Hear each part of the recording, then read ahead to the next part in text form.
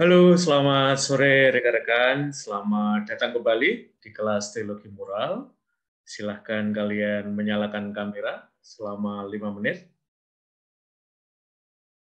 Buat kalian yang curious dengan sinetron pendek yang baru aja kita lihat, ya, saya agak lupa ya, apakah sound-nya nyala atau tidak.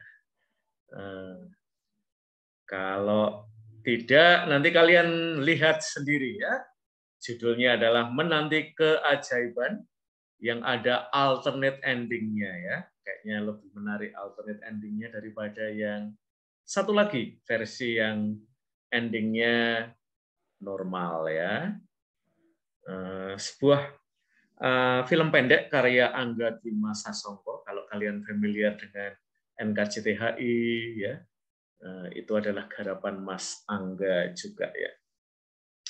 Oke, rekan-rekan, sore hari ini kita akan melanjutkan weekend moral kita, terutama kita ingin tahu ya, dari weekend moral kemarin kalian dapat apa, apakah masih ada pertanyaan-pertanyaan yang mau diajukan.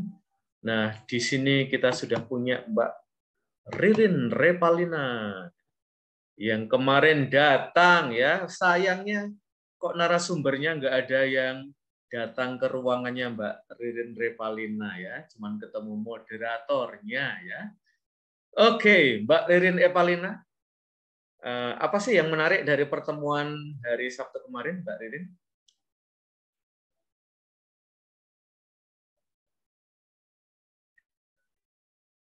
Ya, Ya, apa yang menarik, Mbak Ririn? Ketemu banyak teman di sana?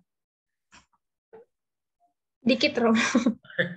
Ternyata nggak banyak ya. Saya juga nggak tahu ya mengapa kelas-kelas lain tidak mengirim wakil ya. Padahal mestinya ada sekitar 3.000 orang ya. Yang di ruang LPPM ternyata tidak banyak. Saya juga agak kaget. Jadi kalian berdua berarti banyak ya. Oke, Mbak Ririn, apa sih yang menarik? Kamu yang ada di ruang LPPM, lalu ketemu sama moderatornya, mudah-mudahan layarnya lebih besar ya di LPPM. Apa sih yang menarik dari dua pembicara yang datang kemarin, Mbak Ririn? Yang menarik itu tentang ini sih Romo, tentang pengenalan lebih dalam tentang seksualitas gitu, kayak hmm, kayak pengaruhnya ke psikologi itu ada juga gitu. Ya, familiar dengan Sigmund Freud yang disebut oleh Mbak Ria Natalia? Tidak Romo, Oke, kamu dari prodi apa sih? akuntansi Romo. Oke, akuntansi. Jarang dengar ya Sigmund Freud ya. Iya Romo. Oke deh. Ya, kamu punya pertanyaan nggak sih yang kemarin dari pertemuan kemarin? Saya sebenarnya pengen tanya ya, tapi kok waktu untuk bertanyanya dikit banget ya. Ada sih Romo, cuma nanya tak jadi. Oke, pertanyaannya apa Mbak Ririn? Kalau siapa tahu saya bisa jawab ya sekarang. Jadi kan ada tuh korban korban dari seksualitas gitu kan Romo. Hmm, Terus untuk membela diri kan dia nggak sengaja nih membunuh nih kan. Terus dia dihukum. Padahal di satu sisi kan dia juga korban tuh. Nah, itu tuh pendapatnya tuh gimana gitu. oke ya. Jadi korban yang kemudian dalam tindakan pembunuhan lalu menjadi pelaku ya. Lalu Iya, kira-kira apakah pengalaman sebagai korban itu diperhitungkan? Oke, kita tanya teman kamu aja ya, iya. Melania ya. Kira-kira kalau Mbak Ririn tanya seperti ini, jawabannya gimana nih, Melania?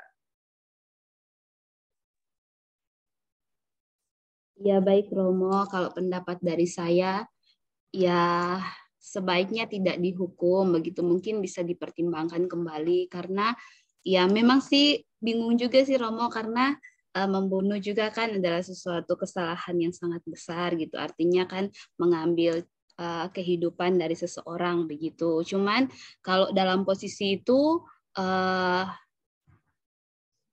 tidak bisa juga dipersalahkan, tapi bagaimana ya, mungkin lebih ke hukum sih Romo yang akan berbicara begitu. Saya juga kurang paham, cuman menurut saya mungkin dia tidak sengaja begitu.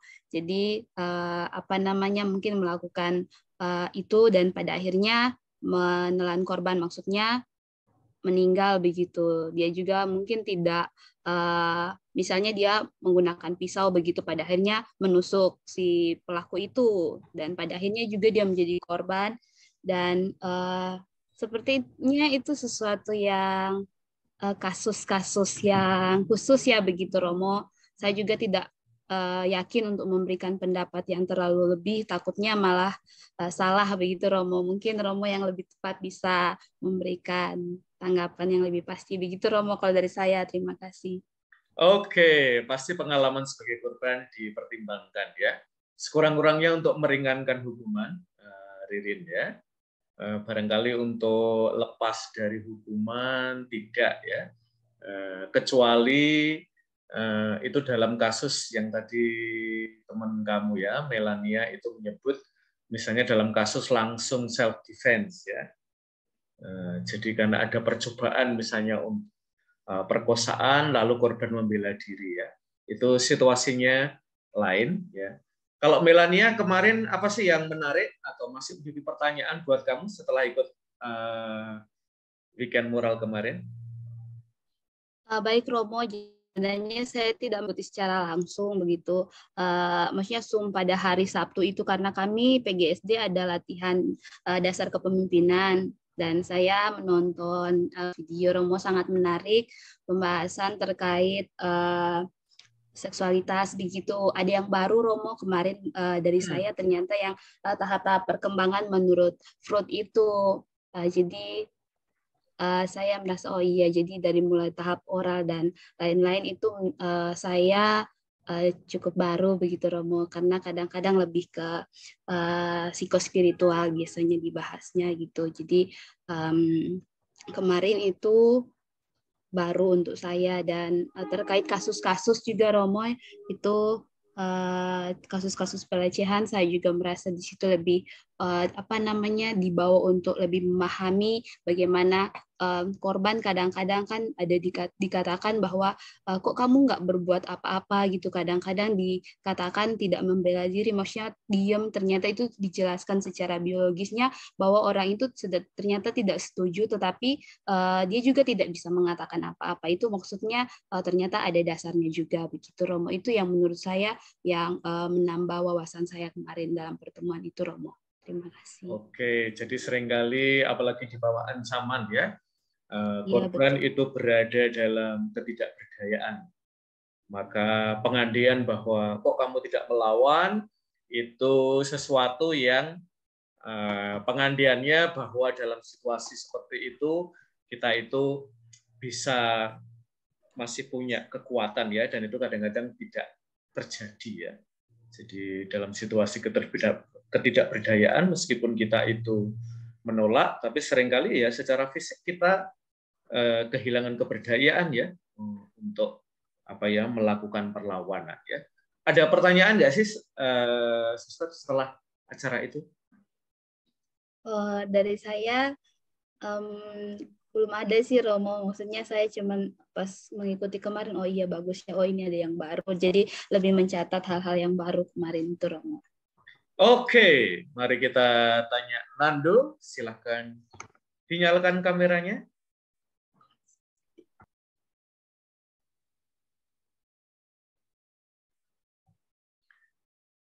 Kadang-kadang saya akan menempatkan kalian dalam waiting list ya, kalau kalian tidak memberikan respon, sampai tingkat kesabaran saya menanti kalian. Jadi kalau kalian ada masalah, silahkan kalian langsung menulis di ruang chat ya, agar saya tetap punya prasangka baik kepada kalian. Ya. Nando, apakah kamu mendengar suara saya?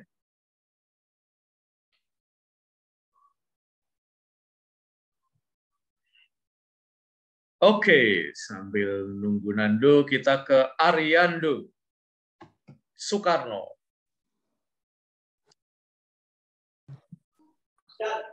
Ya, Romo.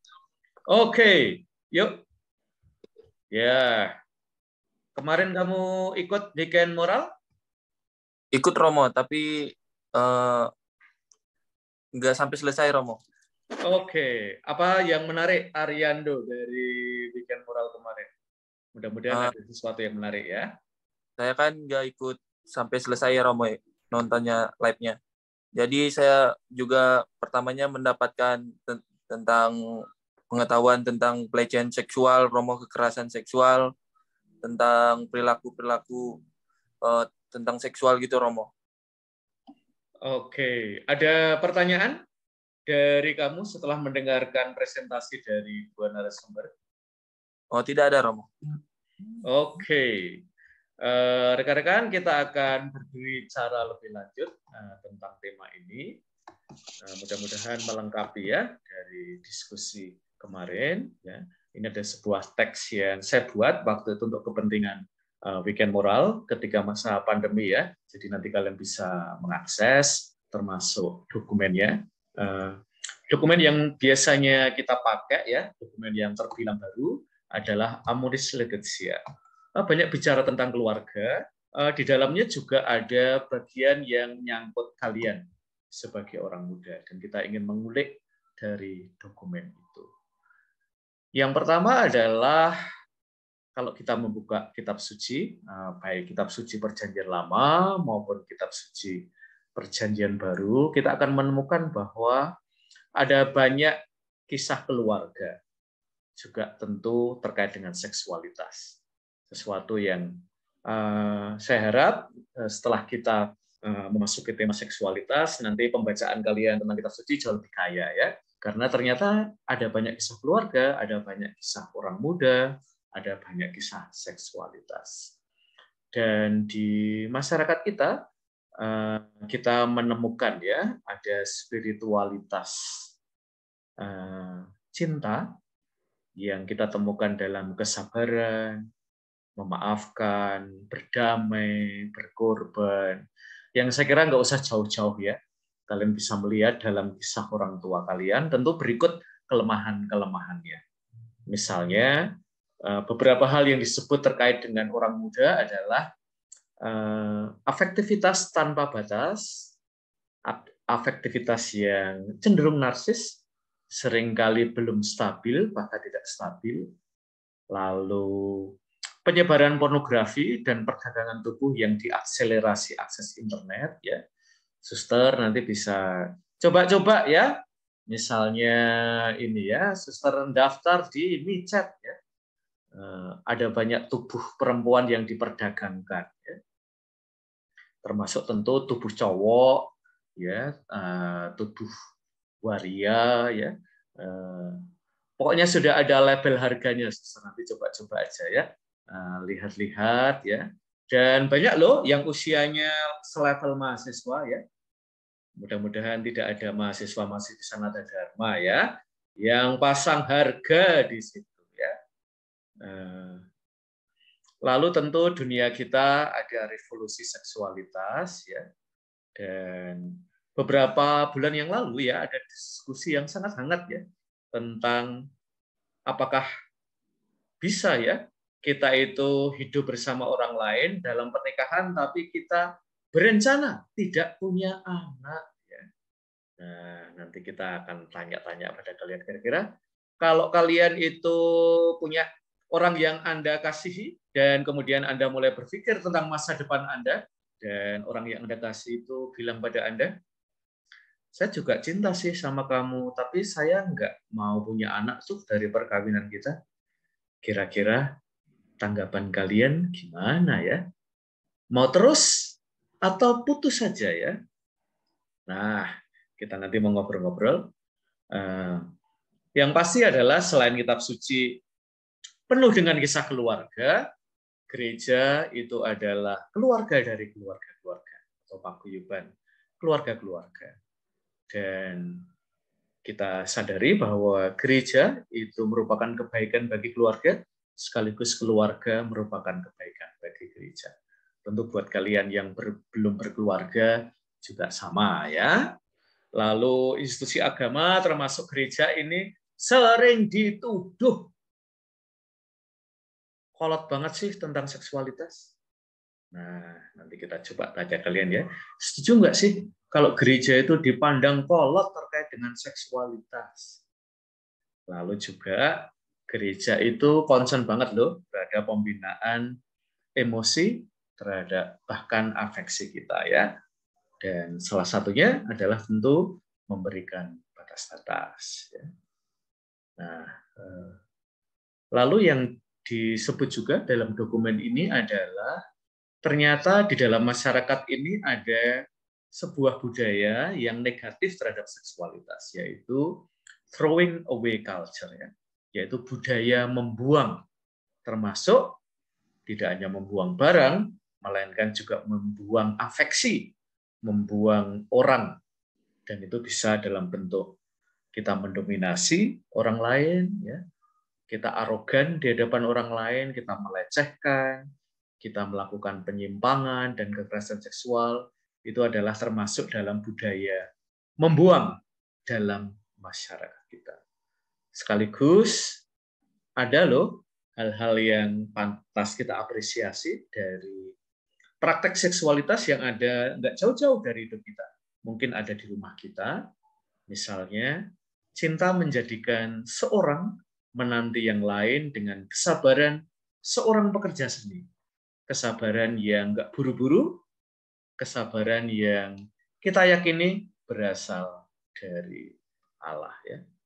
Nah, buat kalian yang ada di Jogja, pasti akrab dengan lagu ini ya.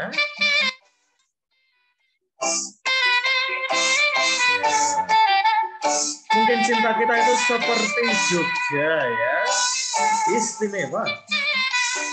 Kalau kita itu mencintai, kelihatannya seperti yang dikatakan oleh vokalis Garboy Gang ya, yaitu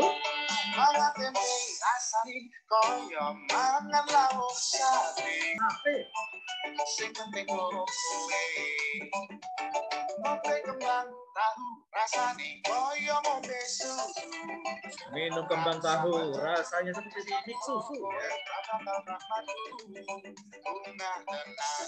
Susah nggak boleh pengen ya. Lihat boleh nggak?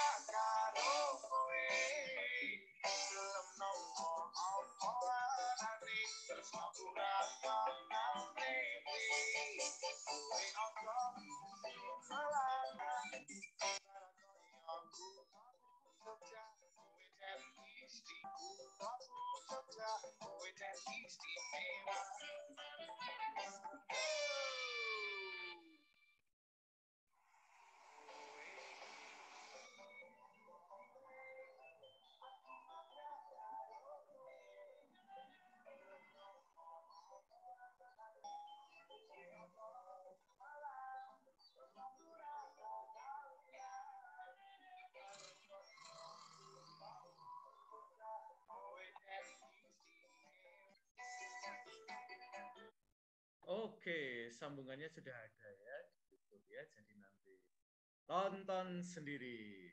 Oke, Nando akhirnya kelihatan ya. Sebelum kamu saya taruh di waiting list ya. Oke, yuk Nando, apa yang menarik dari Weekend Moral kemarin, Nando?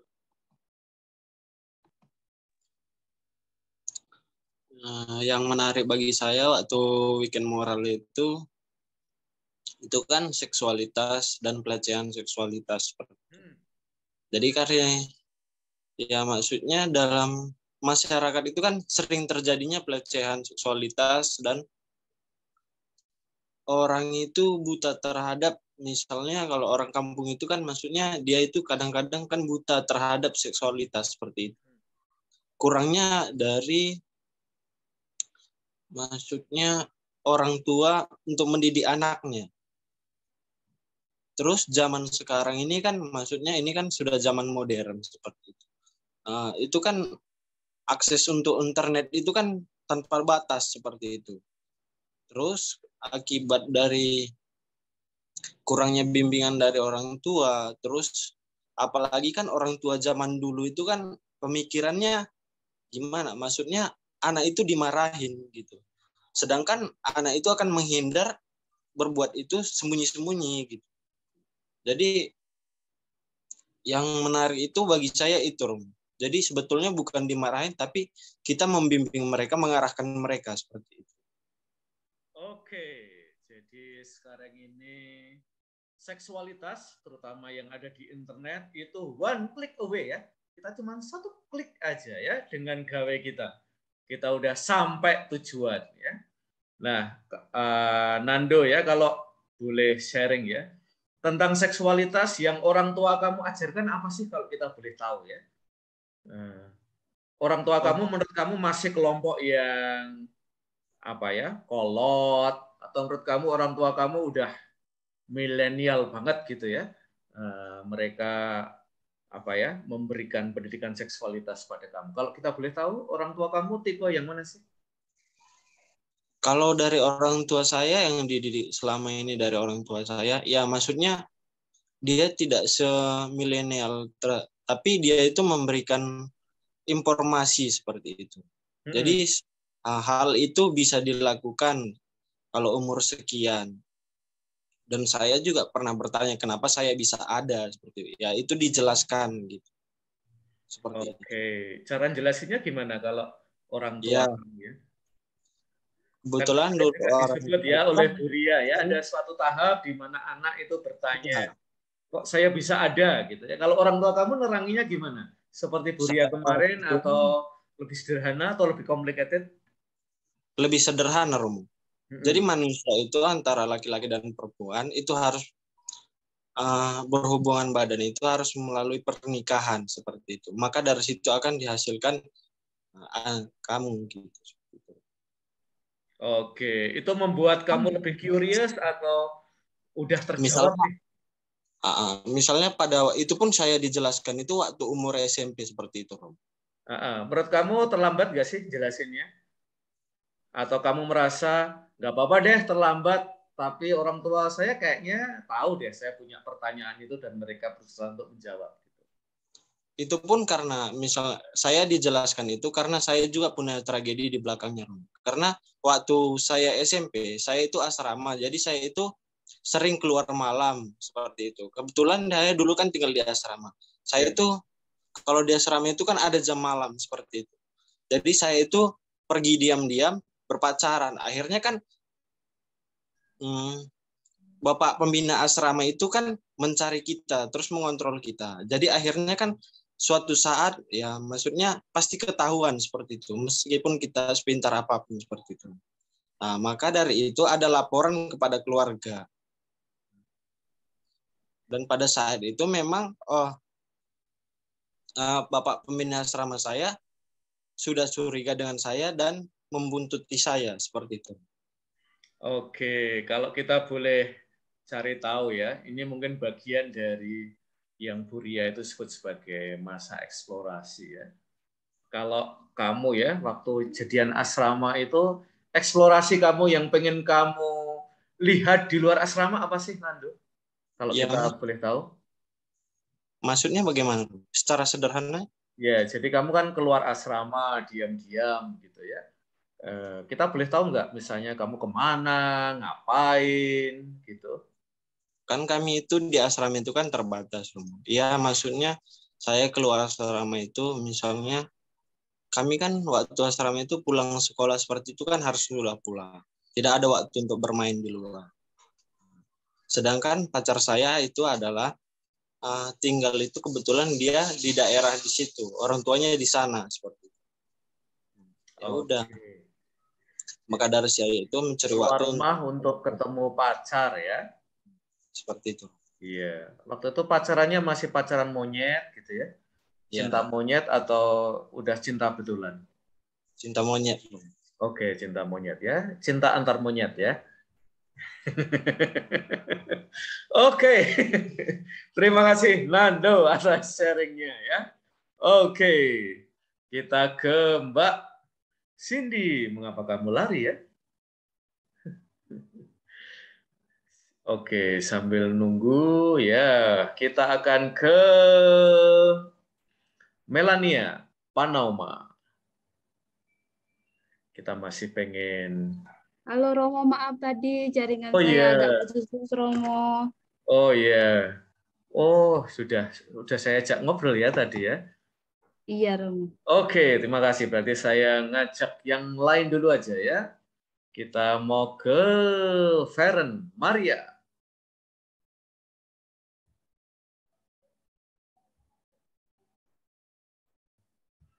Oke. Iya, Romo. Feren Maria. Apa sih yang menarik dari Weekend Moral kemarin? Kamu kemarin ikut live atau nonton rekamannya, Mbak Feren?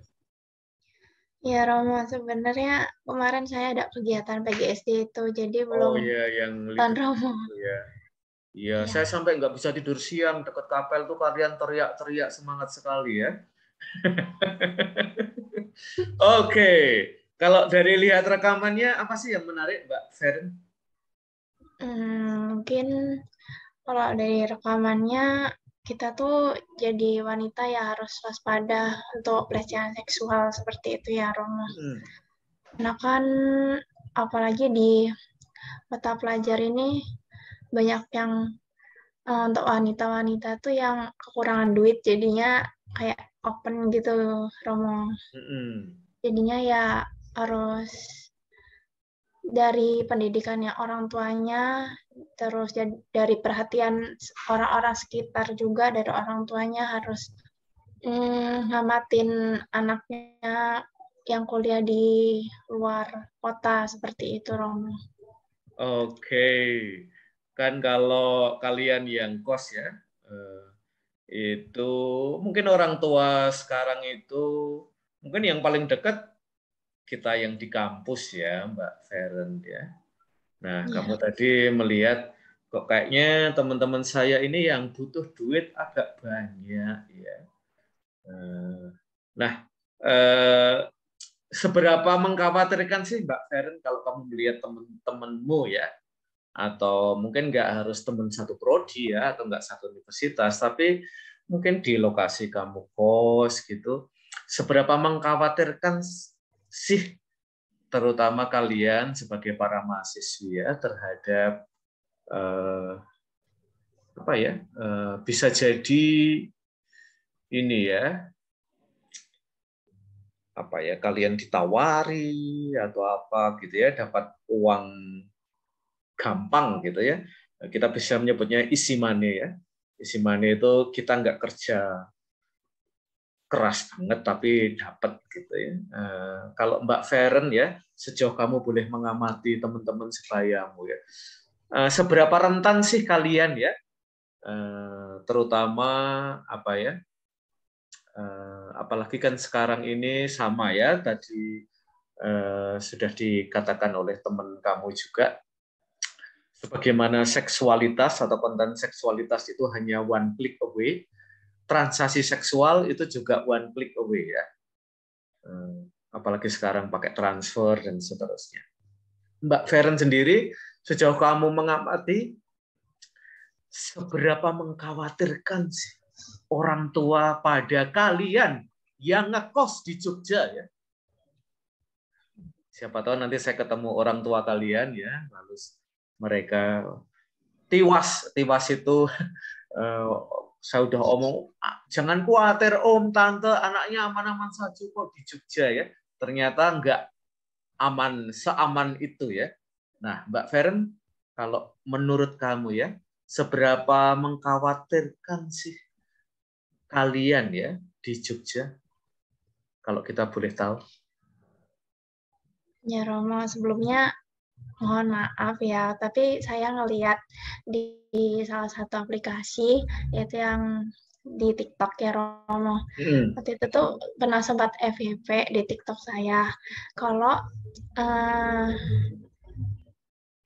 kok cewek yang nggak jual diri itu diam-diam tapi pakai beng-beng disemprotin di belakang kantongnya itu loh Romo. Jadinya kalau dianggap tuh kayak ayam kampus gitu Romo, katanya seperti itu. Nah, jadi di beng-bengnya itu udah ditulisin nomornya, nomor ceweknya itu. Nanti kalau ada cowok yang ngambil beng-bengnya, dia bakal hubungin nomornya itu, jadi ntar malam ketemuan, seperti itu Romo. Oke, jadi modusnya bawa beng-beng ya. Lalu, waduh, sekarang saya tidak akan beli beng-beng lagi ya di Indomaret atau Alfamart.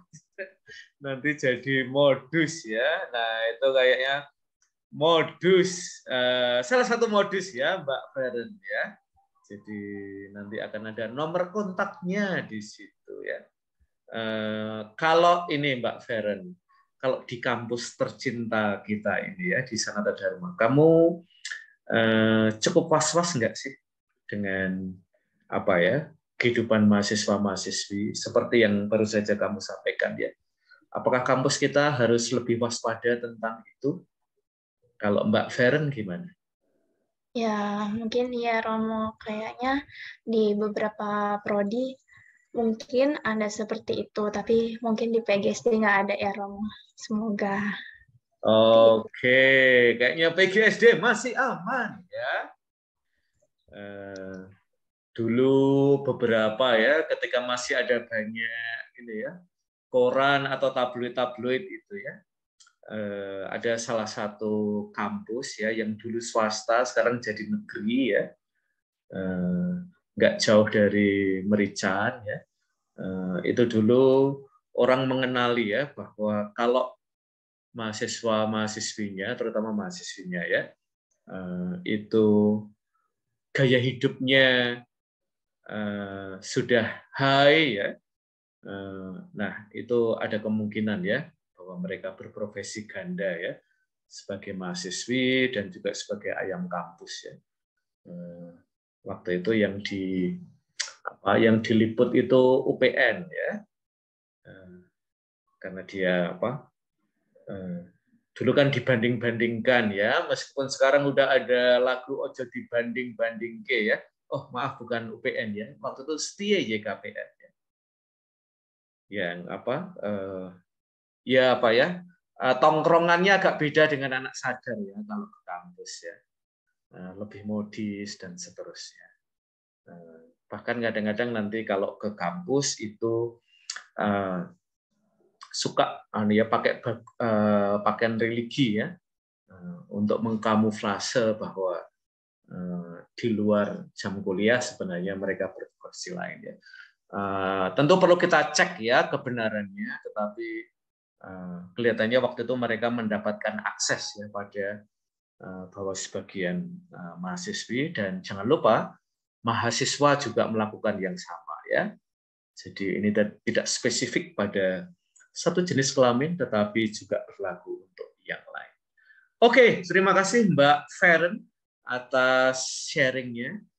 Saya jadi nambah ilmu ya karena Mbak Feren ya. Nanti kalau saya jalan-jalan di sekitar kampus Merican ya, saya akan melihat ya di saku belakang kalian ada beng-bengnya atau tidak ya. Mungkin nanti kalau ada beng-bengnya saya coba tanya ya, boleh minta beng-bengnya atau tidak ya. Oke, Mbak Feren, kamu boleh pilih salah satu dari teman kamu di kelas ini ya. Boleh dari prodi lain? boleh dari prodi sendiri ya. Nah, silakan dipilih-pilih ya. Dari Mbak Feren tadi kita belajar untuk mengetahui terutama lokasi kalian orang muda ya. Nah, ini sudah kita pelajari dalam weekend moral kemarin. Mudah-mudahan metodenya lebih interaktif ya, juga lebih dialogis, lalu peka terhadap bahasa kalian ya, dan lebih induktif. Jadi mau mendengarkan kalian, lalu kita cari bareng-bareng ya. Nah, ini kita skip aja ya. Ini salah satu kasus ya di dalam diskusi kita tentang seksualitas. Tentu ada juga kasus-kasus KDRT ya. Nah, ini tidak sedikit juga ya terjadi dalam relasi antar mahasiswa. Kadang-kadang ada kasus KDRT ya. Lalu oke, ini juga akan kita skip aja ya. Karena pernah kita bicarakan di kelas ya. Nah, sekarang ini pertanyaannya adalah apakah mungkin sih sekarang kita berbicara tentang spiritualitas menanti di hadapan mentalitas seluruhnya sekaligus ya, nggak mau nunggu ya. Kalau minta seluruhnya, termasuk terkait dengan seksualitas ya. Apakah pembicaraan tentang ini masih make sense buat kalian ya, orang-orang muda. Dan mudah-mudahan kita searah jalannya ya. Karena sebagaimana dikatakan dalam novel NKCTHI, dirasa yang paling menyedihkan dalam proses pencarian adalah tersesat. Bukan. Ada yang lebih menyedihkan dari berpisah dengan ia yang kita kira searah jalannya. Nah, mudah-mudahan kampus dengan kalian, gereja dengan kalian, kita masih jalan satu arah ya. Tidak kalian ke arah sana dan kemudian kampus, gereja ke arah yang lain ya.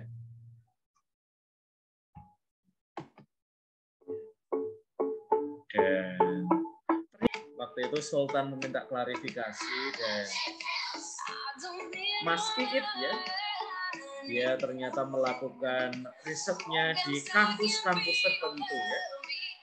Dan ini kampus swasta religi ya.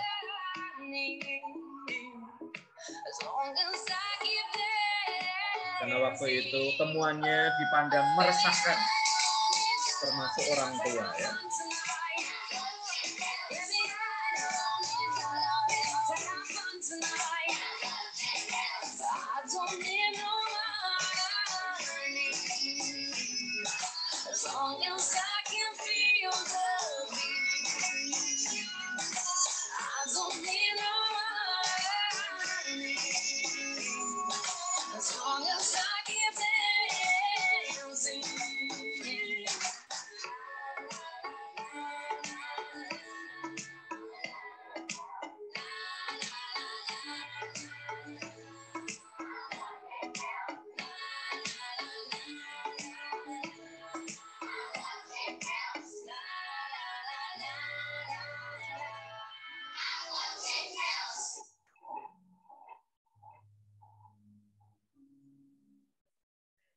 Oke, rekan-rekan, kita masih melanjutkan percakapan kita tentang hal-hal yang menjadi concern kalian terkait dengan seksualitas.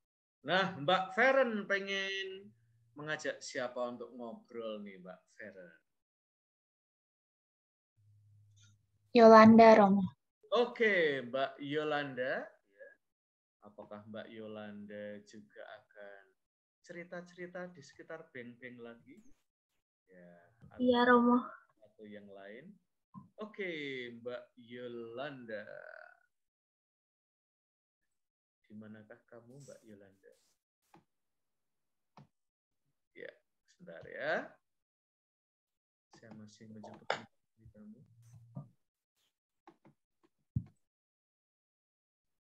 Oke, ya. Sebentar. Oke, Mbak Yolanda. Ya. Tadi Mbak Feren menemukan sebuah fenomena yang menarik ya, yaitu ada beng-beng ya yang ada di satu mahasiswi ya. Ya, kalau Mbak Yolanda menemukan fenomena lain nggak sih Mbak? Sejauh kamu mengamati ya, terutama terkait dengan seksualitas di antara orang muda.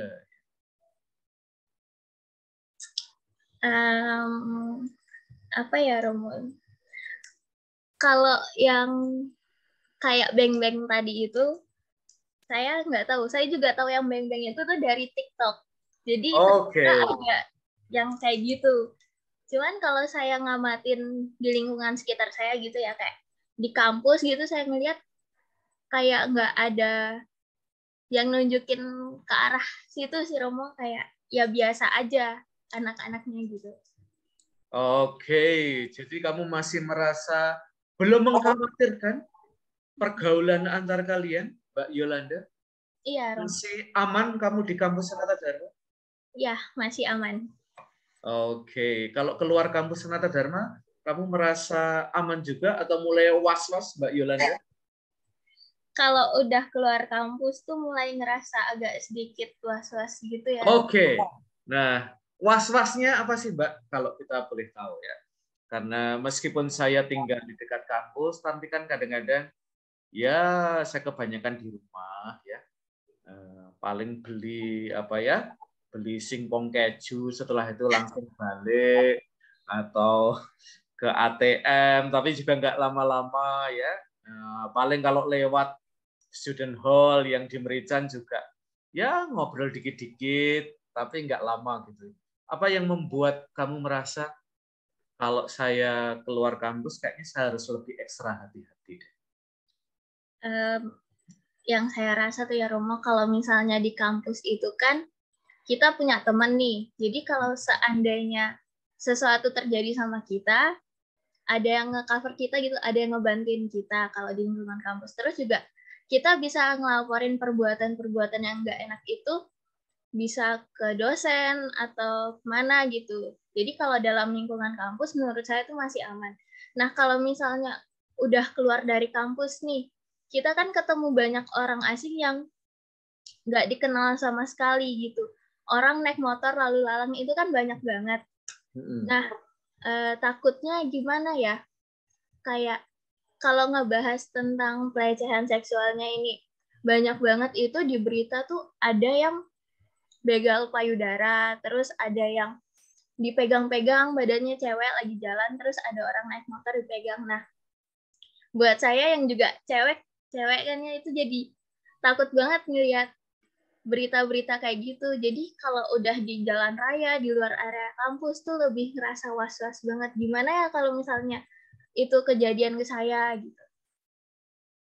Oke, misalnya begal payudara ya, sampai ada cowok yang rambutnya panjang ya, jadi korban ya, jadi korban begal dada itu ya. Ya, kalau Nando, kalau kamu sebagai cowok ya, terutama dengan fenomena begal payudara ini ya, kamu sebagai cowok apa ya? Merasa dicurigai nggak sih? Kamu sebagai cowok, jangan-jangan ini oknumnya ya? Maksudnya bagaimana, Rom? Ya, menurut kamu kecemasannya Mbak Yolanda ini berlebihan nggak sih? Mbak Yolanda lebay ya, begal payudara itu ya paling kasusnya dikit banget, tapi kok Mbak Yolanda nggak aman, insecure dengan ini ya? Ini lebay nggak sih Mbak Yolanda ini menurut Mas Nando? Ya, begini dulu, Rom. Saya kan tidak mengerti latar belakang dan pengalaman yang apa yang dia miliki. Siapa tahu dia mempunyai trauma yang terhadap dia di situ, terhadap apa yang dia katakan seperti itu, Rom. Maka dari itu kan aku tidak mau untuk mengatakan terlalu lebay atau apa seperti itu. Kalau kamu sendiri melihat situasi ya, nah sekarang lebih penilaian ya. Kita tidak akan memberikan judgement, tapi penilaian. Jogja aman untuk perempuan tidak? dari ancaman pelecehan seksual atau kekerasan seksual? Ya, kalau aman dibilang, ya maksudnya bagaimana ya? Kalau terhadap begal payudara seperti itu, saya belum pernah melihatnya di Jogja seperti itu. Tapi kalau kekerasan seksual, saya juga tidak pernah melihat gitu loh, Rum. Karena gimana ya? Ya jarang juga sih saya menemukannya seperti itu. Oke ya, jadi keterbatasan kita barangkali menghalangi kita ya untuk melakukan penilaian atau assessment ya. Nah, tapi yang dikatakan Mbak Yolanda saya kira ada benarnya ya, bahwa tempat-tempat yang di mana kita bisa melapor, di mana kita punya supporting system, itu lebih memberikan rasa aman ya daripada ketika kita keluar kampus dan kita berjumpa dengan orang-orang yang lebih anonim ya, mereka kita sebut sebagai asing ya, dan itu bisa menjadi alasan ya buat Mbak Yolanda lebih berhati-hati ya di ruang-ruang itu ya. Oke, sekarang kita nanti akan tanya-tanya ke teman-teman kalian ya. Kira-kira tempat-tempat yang menurut kalian lebih riskan, terutama terhadap kecenderungan pelecehan seksual ya, itu kira-kira tempat-tempat yang mana ya? Silahkan Mbak Brigita Naomi. Halo, sore Romo. Halo, selamat sore Mbak Brigita. Ya, ngikutin dong percakapan kita Mbak Brigita. Ngikutin Romo.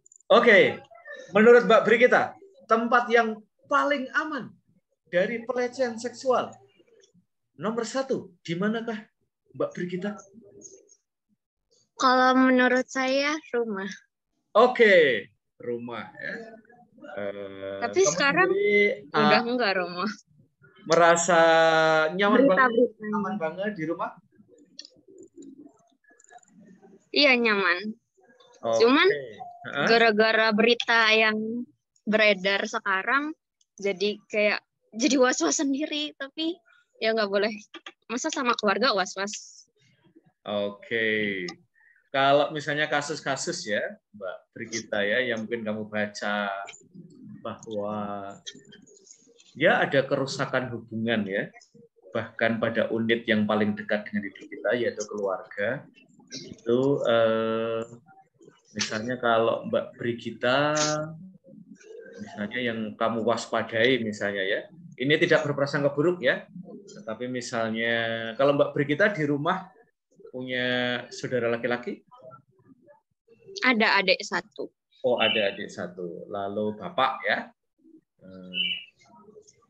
Lalu mungkin 2 pribadi itu ya, kalau kita melihat berita-berita, mungkin yang paling kamu waspadai kalau sampai terjadi ya, mungkin 2 itu potensial ya. Nah,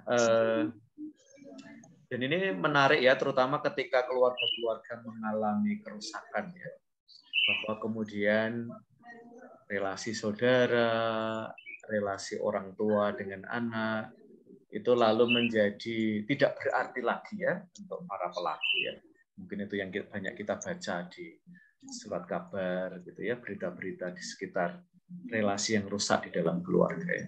Kalau menurut Mbak Brigita ini, tempat yang paling tidak aman untuk kamu sebagai perempuan di mana sih Mbak, kalau kita boleh tahu? Di ini, transportasi umum. Transportasi umum, mengapa? Tadi juga Mbak Yolanda, di jalan itu lebih berisiko ya daripada di dalam kampus. Kalau transportasi umum, kamu punya pengalaman atau kamu pernah diceritai teman, seberapa nggak amannya sih Mbak Brigita? Kalau dulu saya di Bekasi kan naiknya KRL, mau kemana-mana KRL kan. Ya, Kalau KRL. seandainya jam kerja, pulang kerja atau berangkat kerja kan, itu rame banget. Kayak penuh, kayak kita tuh nggak bisa jaga jarak sama orang. Jadi kayak nempel-nempel gitu. Jadi kurang aman. Kayak kalau saya agak sedikit risih ya. Ya, kalau Mbak Brigita merasa ini ya, ini terutama buat kalian yang tinggal di Jakarta, Bogor, pokoknya rute itulah ya, rute KRL gitu ya. Kayaknya berdiri nyaman, ada jarak, itu kayaknya enggak deh kita alami ya. Jadi, nah kalau Mbak Brigita sendiri, pengalaman kamu ya, misalnya ketika naik KRL gitu ya, bagaimana kamu membedakan bahwa ini ya saya harus berhimpit-himpitan dan aman dengan berhimpit-himpitan dan orang kayaknya melakukan pelecehan seksual nih pada saya. Mbak Brigita bisa membedakan nggak sih? Karena kan situasinya sama ya, bahwa saya duduk atau berdiri berhimpit-himpitan ya. Bisa Romo, karena gimana, kalau misalkan di KRL kan ada gantungan. Biasanya kalau orang pulang kerja pegang gantungan sama pegang HP. Jadi kalau misalkan ya tangannya kemana-mana, ya itu berarti ya bukan berprasangka buruk, cuman ya menurut saya kayak gitu kan. Biasa kalau misalkan pulang kerja pasti selalu di tangan tuh ada HP. Satu lagi paling ya pegang, kalau nggak lagi ngetik. Seperti itu. Oke ya, jadi apa? Kalau orang bertindak tidak biasa gitu ya, sebagaimana kebanyakan penumpang di KRL, lalu Mbak Brigita boleh ya menaruh kehati-hatian ya terhadap orang itu. Barangkali dia potensial ya melakukan pelecehan seksual ya. Kalau di ruang kuliah, Mbak Brigita, kamu merasa aman nggak sih? Misalnya kamu duduk sama Nando gitu ya, dia di samping kamu gitu. Kamu punya jarak aman tertentu atau kamu merasa itu kayaknya tidak perlu saya curigai deh ya? Karena saya kayak diajarin sama orang tua, kayak ada ditanamin aturan kolot lah. Pokoknya harus ada jarak sama laki-laki atau pokoknya sama orang itu harus agak ada jarak ya. Jadi ya ada mau laki-laki mau perempuan harus ada jarak. Harus ada jarak ya. Mbak Brigita nggak harus bawa penggaris kan setiap hari? Dikira-kira aja. Oke, dikira-kira ya. Tapi misalnya, bisa nggak sih Mbak Brigita membedakan ya? Misalnya saya dosennya Mbak Brigita ya. Kalau nanti kita ketemu di kelas gitu ya. Misalnya terjadi sentuhan ya. Mbak Brigita bisa membedakan nggak sih? Ini sentuhan nggak sengaja ya. Atau sentuhan yang bertujuan ya. Misalnya, wah Romo ini mau ngelaba ini ya. Saya tahu Romo ini single ya. Dan usia-usianya ini lagi nakal-nakalnya ya. Kamu sendiri bisa nggak sih membedakan juga terhadap mungkin teman yang sehari-hari kamu temui ya, misalnya teman kamu atau apa gitu? Bisa, karena dulu waktu SMA ada guru lah. Kalau salaman agak begini. Iya. Diginiin kan kalau salam biasa ya salam gini. Ya ini agak begini. Terus kayak iya gitu. Ntar berarti Romo kalau saya salam begitu ya berarti itu. Oke. Kelihatannya saya belum sampai level genit Mbak Brigita ya. Nanti saya secara khusus pada Mbak Brigita ya, kalau saya salaman ya, saya akan berhati-hati sekali ya memastikan tidak ada tafsiran lain ya Mbak Brigita ya. Tapi terima kasih Mbak Brigita, ternyata pelaku itu ya bisa aja ya menemukan jalannya ya. Salaman aja ternyata bisa melecehkan ya. Dan ternyata Mbak Brigita ini menarik ya, karena sudah punya senjata ya, alat detektor ya, yaitu bahwa apa ya, ketika kita duduk dengan orang, bahkan dengan yang satu jenis sekalipun ya, ada jarak, kita sebut sebagai, kalau nanti teman-teman belajar psikologi itu kita sebut sebagai zona personal. Zona personal itu kalau orang lewati wilayah itu kita biasanya mundur ya, kita biasanya ngambil jarak ya, dan termasuk nanti juga ya zona personalnya ketika kita merasa bahwa salamannya itu abnormal ya, ini kayaknya salaman yang ngelaba ya, itu ternyata Mbak Brigita bisa merasakan. Oke, nanti Mbak Brigita, silakan Mbak Brigita menyebut satu teman kamu, Mbak Brigita. Boleh dari prodi lain, boleh dari prodi sendiri ya. Nah, kita sambil Mbak mencari teman kamu ya. Ini ada beberapa perendahan afeksi dan seksualitas ya. Misalnya obsesi pada genitalitas ya. Bisa apa ya, tertuju pada diri sendiri atau bisa tertuju pada orang lain ya. Kalau pada orang lain itu pada kasus penyakit eksibisionis ya. Misalnya sekolah-sekolah perempuan itu rentan ya. Ada bapak-bapak yang suka memperlihatkan kelaminnya di sekitar sekolah ya. Misalnya dulu di SMA Selado C1 ya. Itu setiap jam pertama itu suka ada siswa-siswi yang lari-lari ya, pemanasan sebelum main basket atau apa, keliling. Salah satunya lewat SMA 3 itu ya, gang SMA 3 itu ya. Dan biasanya ada bapak-bapak eksibisionis yang nunggu di situ ya. Dan biasanya bapak-bapak itu kalau melihat siswi-siswi Selado C menjerit ya, dia tambah menemukan kepuasannya ya. Tapi kalau anak-anaknya diam saja, bapaknya biasanya lalu menutup sendiri ya celananya dan kemudian ngacir dari situ ya. Nah, itu obsesi pada genitalia. Bisa juga perilaku yang tidak sehat dalam seksualitas, bahkan sampai pada kasus kekerasan seksual ya. Nanti hal-hal lain boleh kamu lihat ya, terutama terkait dengan perkawinan kita skip aja. Nah, ini salah satu juga yang mungkin agak kurang tereksplorasi dalam weekend moral kemarin, tetapi ini salah satu kebijaksanaan dalam berelasi. Nanti bila kamu datang ke hidup orang lain, beritahu alasannya. Hingga nanti kamu harus berhenti, beritahu alasannya. Jangan siksa mereka menebak lanjutan cerita relasi kalian ya. Ya, jadi jangan menggantung relasi ya, teman-teman. Diberi kepastian ya.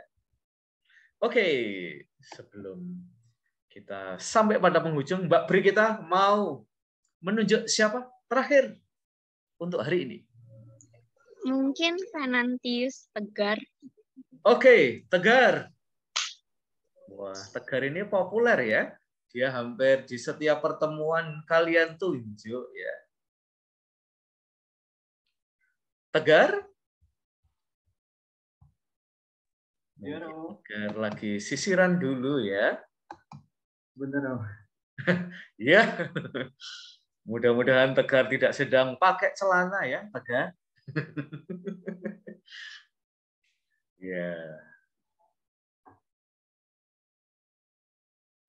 Oke, Tegar. Ya. Wah, ini. Ya, oke, Tegar. Ya. Nah, di situ kamu lebih kelihatan good looking ya. Lebih kelihatan terang kamu ya. Oke, Tegar. Kita hari ini banyak banget ya mendengarkan suara mahasiswi. Kalau dari perspektif cowok ya, apa sih yang menurut kamu sulit, apa ya, menantang banget ya terkait dengan seksualitas bagi cowok itu yang paling menantang apa sih, Tegar, menurut kamu ya? Kalau kamu boleh share ya pada teman-teman cewek juga ya. Yang menantang bagi cowok itu ya Romo. Ada nggak sih yang menantang buat cowok dalam kaitan dengan tema ini? Rata-rata gini Romo, dalam apa namanya, tiap anak muda itu kan pastinya tertarik sama lawan jenis itu kan Romo. Oke, tertarik pada lawan jenis, dan sekarang harus ditambahkan ya pada kasus-kasus tertentu juga pada sesama jenis ya. Iya Romo. Ya, kadang-kadang terjadi. Berhubungan dengan seksualitas sama gender itu menurut saya itu seperti kita tuh apa namanya, sebagai orang muda ya Romo ya, pasti kamu sudah tahu kan, itu misalkan kalau lihat cewek yang aduh mohon maaf kayak agak terbuka gitu kan, pasti rata-rata yang anak cowok sang lirik-lirik gitu Romo, jadi itu bisa menjadi salah satu faktor terjadinya pelecehan gitu Romo, karena tergoda oleh orang lain misalkan seperti itu Romo. Oke, nah ini pertanyaan saya untuk Tegar nih. Yang harus berubah ceweknya atau cowoknya dalam kasus ini ya? Salah satu revolusi budaya adalah saya kira orang menemukan ya bahwa apa ya, mode saya itu yang paling saya sesali tinggal di Jalan Gejayan. Jalan Gejayan itu memberikan semuanya kecuali satu, tidak ada toko baju laki-laki ya di Jalan Gejayan ya. Isinya itu tempat cewek semua ya. Tempat cowok memang nggak ada ya di Jalan Gejayan itu ya. Saya kan juga pengen shopping baju ya, tapi nggak ketemu ya di Jalan Gejayan itu. Dan modenya ya, nah maka pertanyaannya pada Tegar adalah, apakah berarti Tegar itu meminta Mbak Brigita, Mbak Yolanda, Feren, Ririn, Suster Melania itu pakaiannya tertutup ya, atau yang harus ditutup itu matanya Tegar ya untuk berpaling ya? Menurut kamu gimana sih Tegar? Kalau menurut saya kayak gini tuh di TikTok banyak banget ya. Dan saya memperhatikan ya. Pasti kalau misalnya ya yang ada di TikTok itu melek dikit aja ya, cowoknya tuh ribuan yang antri di situ ya. Gimana nih Tegar? Menurut kamu? Kalau menurut saya Romo, mengenai gaya berpakaian wanita itu kan sudah menjadi apa namanya, perkembangan modern ini kan ya, perkembangan dari media luar juga. Kalau menurut saya sih yang perlu diminimalisir itu untuk kaum laki-laki Romo, harus bisa lebih menahan diri gitu loh, dengan mampu untuk lebih apa namanya, jangan terlalu tergoda gitu Romo, dengan mudah tergoda lah gitu. Oke. Kamu di prodi apa sih, Tegar? Saya dari prodi manajemen. Oke, kalau kamu di PGSD itu banyak sekali mahasiswinya ya. Saya nggak tahu ya Tegar bisa tahan nggak ya imannya ya kalau di PGSD ya, karena ceweknya banyak berjibun ya, sementara cowoknya itu bisa dihitung dengan jari ya. Kalau di manajemen perimbangan laki-laki sama perempuannya lumayan seimbang nggak sih? Kalau di manajemen ya lumayan seimbang Romo, tapi lebih dominan ceweknya. Tapi laki-laki juga banyak. Kalau mahasiswa manajemen, menurut kamu cara berpakaiannya gimana sih, Tegar? Kalau kita boleh tahu. Siapa tahu saya akan mengunjungin kamu ya. Mungkin Tegar perlu ditemani ya di manajemen. Kalau menurut saya udah ini sih Romo, rata-rata sopan sih, terbuka tapi sopan gitu. Terbuka tapi sopan dia yuk. Nah, itu ada pertanyaan cewek ya, Mas Tegar, mbok saya diberitahu ya. Terbuka tapi sopan, menurut Mas Tegar ini kayak apa sih? Kalau menurut saya pribadi ya Romo, kalau misalkan pakai rok gitu, kan biasanya rata-rata ada yang di bawah lutut sama di atas lutut gitu Romo. Kalau di bagi saya itu ada beberapa yang di atas lutut, tapi kalau di dalam kelas tuh nggak dibuka-buka gitu loh, maksudnya nggak sembarangan gitu loh. Jadi dia menutup diri gitu kan, misalkan ditutupi pakai jaket atau pakai tas gitu loh. Saya cuma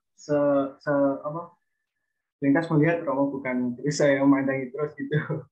Oke ya. Jadi Tegar tidak mengamati ya, tapi hanya selintas pandang ya.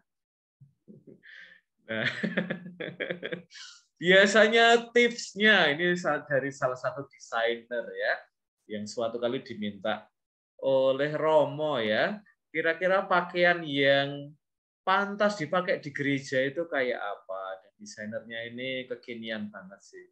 Sederhana sih, Mo.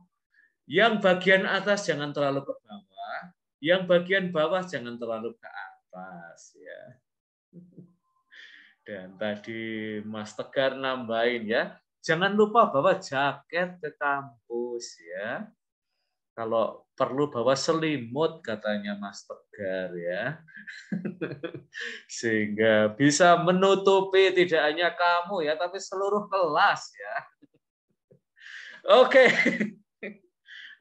Rekan-rekan, mudah-mudahan ya perbincangan kita membuka forum yang lebih luas untuk percakapan-percakapan, dan tentu kalau masih ada sesuatu yang mau dibicarakan, kelas ini masih sangat terbuka ya. Nah, minggu depan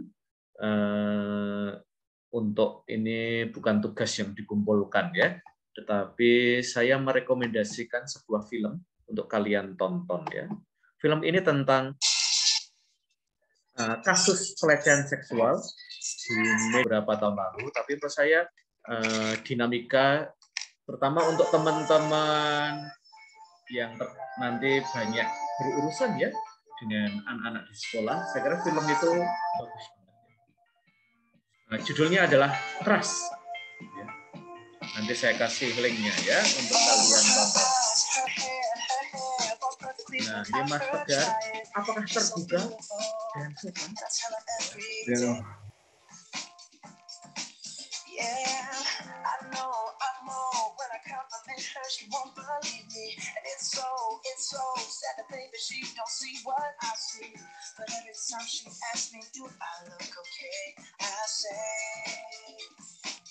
When I see your face, there's not a thing that I would change, 'cause you're amazing, just the way you are. And when you smile, the whole world stops and stares for a while, 'cause girl, you're amazing, just the way you are. Yeah. Her lips, I could kiss them all day if she'd let me. Her laugh, she hates but I think it's so sexy. She's so beautiful, and I tell her every day. Oh, you know, I never ask you to change. If perfect's what you're searching for, then just stay the same. So don't even bother asking if you look okay. You know I'll say, when I see your face, there's not a thing that I would change, 'cause you're amazing, just the way you are. And when you smile, the whole world stops and stares for a while, 'cause girl, you're amazing, just the way you are. The way you are.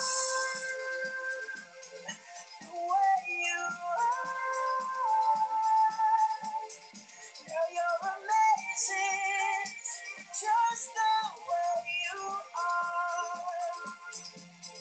When I see your face, there's not a thing that I would change, 'cause you're amazing,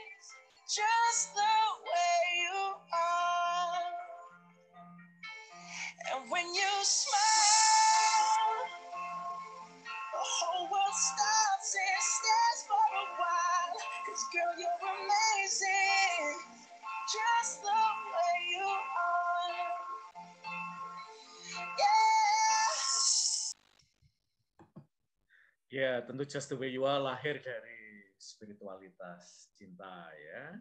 Nah, Mas Tegar gimana? Mbaknya ya.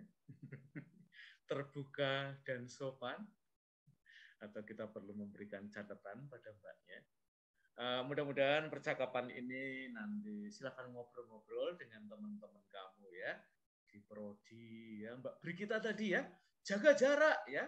Tidak hanya untuk kendaraan ternyata ya, tapi Mbak Brigita ini menerapkan jaga jarak ya, untuk duduk ya, dan seterusnya ya. Oke, wah ini Mbak Kansa baru muncul ya. Wah. Nah, nanti kalau saya ngajak ngobrol kamu, teman-teman kamu yang protes ya, gara-gara Kansa nongol ya, kelasnya jadi lebih lama ya. Nah, kapan-kapan ya Mbak Kansa kita ngobrol-ngobrol lagi, atau Mbak Kansa pengen tanya sesuatu, saya pokoknya mau omong ini Romo, tak beri waktu 1-2 menit lah Mbak Kansa. Tidak ada Romo.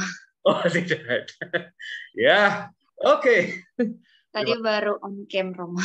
Oke deh, terima kasih Mbak Kansa ya. Kamu ya, sama-sama. Lebih ceria kelas ini ya dengan on cam kamu. Oke, rekan-rekan, ini film yang apa ya, hari-hari ini silahkan nanti tonton ya. Trust. Nah, mungkin minggu depan kita bisa ngobrol-ngobrol lagi ya tentang tema ini ya. Terutama kalau kita mendapati ada korban pelecehan seksual, orang yang ada di sekitar kita, konteksnya ini anak SMA ya di sekolah. Lalu peran konselor ya, yang sekarang ini juga sangat di-endorse untuk ada, termasuk di kampus kita ya. Nah, kita akan ngobrol-ngobrol aja. Minggu depan, nggak apa-apa ya, kita ngobrol tentang tema seksualitas agak panjang daripada yang lain ya, agar kita semakin punya pemahaman yang lebih baik tentangnya. Terima kasih semuanya dan selamat sore. Selamat sore. Terima kasih Romo. Terima kasih. Terima kasih Romo. Terima kasih Romo. Terima kasih.